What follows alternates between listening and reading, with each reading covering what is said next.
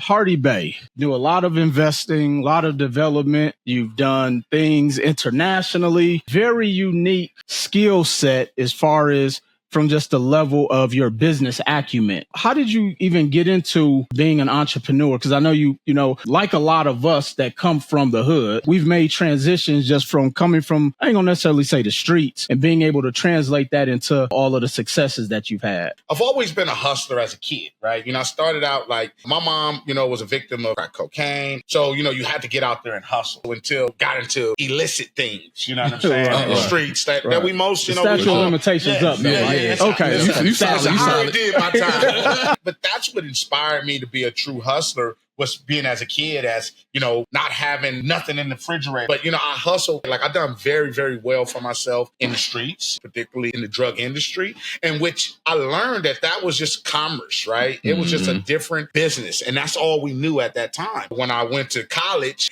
I didn't know that I had it in me. Then I just didn't have the right product. Okay. And so once I got there and was around great minds, it really showed me that, hey, bro, you already got it. You need to just change up the product and learn how the business model works of international commerce and the different pieces that plug and play into that.